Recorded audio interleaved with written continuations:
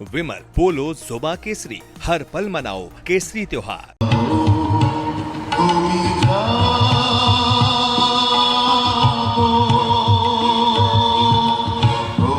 New Dwarka Kalibari Delhi में मैं आया हूँ। ये आगमनी है, ये षष्ठी के दिन आगमन, माँ दुर्गा का आगमन होता है। उसका ये स्वागत गीत बंगाली में और संस्कृत में गाया जाता है। आप थोड़ी देर ये आगमन गीत माता का सुनिए, फिर मैं बांग्ला संस्कृति और बांग्ला दुर्गा पूजा की परंपरा के बारे में आपको कुछ जानकारियाँ देता हूँ।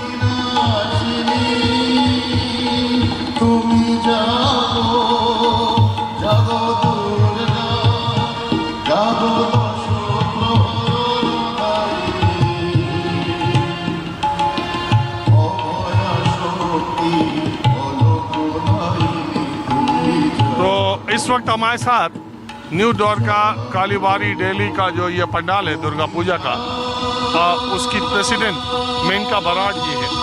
मेनका जी,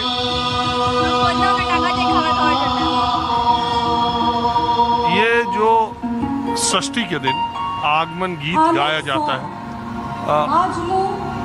वो किस लिए है, और फिर आज जो बांग्ला में छठा दिन जो नवरात्र का होता है, आप लोग पूजा आज से शुरू करते हैं, जरा इसके बारे में आप मुझे बताएं। हमारा जो है पूजा शुरू फर्स्ट डे से ही हो जाता है। उस दिन जैसे कलश आता है वो होता है, लेकिन माँ को ना शक्ति जो होती है, जो उनके अस्त्र होते हैं, वो आज के दिन दिए जाते हैं, जिससे माँ, इसके बाद माँ को ये आगमनी के थ्रू हम जगाते हैं कि माँ आप जागो, आपको सारी शक्तियाँ दी गई हैं, आप ये जो गलत चीज़ है उनका नाश करो, करके जो सच्चाई है, जो अच्छा है, उसके ऊपर विजय प्राप्त करो। जिसके लिए हम इस वक्त, इसके पहले तक माँ का चेहरा ढका होता है, कलश की पूजा होती है। आप देखना कलश की सारी लोग पूजा करते हैं, लेकिन जो माँ की मूर्ति होती है उनकी पूजा आज षष्ठी के दिन होती है, क्योंकि माँ, इसके पहले तक असुरों का राज था, और ये असुरों का राज खत्म करने के लिए सारी देव देवता उनको अस्त्र देते हैं। उसी तरह से आज माँ को सारे अस्त्र दिए गए हैं और माँ का चेहरा खोला गया है, और इन गाने के द्वारा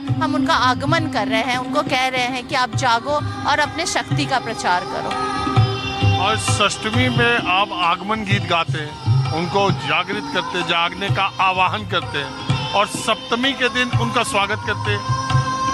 आज ही के दिन हम उनका स्वागत करते हैं। आज जब वो जागती हैं, उसके बाद पंडित जी प्राण प्रतिष्ठा करते हैं। वो अपने प्राण का उनके साथ मिला के अपने प्राण को वो शेयर करते हैं, और करके वो बोलते हैं माँ आप प्राण लो और जागृत हो। उसके बाद प्राण प्रतिष्ठा होती है। जब उनकी प्राण प्रतिष्ठा होती है, इसका मतलब माँ जागृत है, जिंदा है, अब वो मूर्ति नहीं है, उनमें सप्तमी को तब से हमारी आज से पूजा शुरू हो जाती है। फिर सप्तमी को हम पूजा करते हैं, और दशमी के दिन फिर हमारा विसर्जन होता है। पूजा हमारा आज से, अभी से शुरू हो जाता है।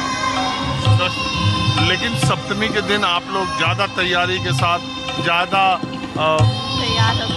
तैयार होके, खूब गहने पहन के, खूब साड़ियाँ पहन के, खूब तैयार होके, और उस दिन खाना भी, पकवान भी, वेज नॉन वेज खूब तरह के बनते हैं। इसके पीछे क्या है? इसके पीछे कंट्रोवर्सी है, मैं उसको क्लियर करना चाहूँगी।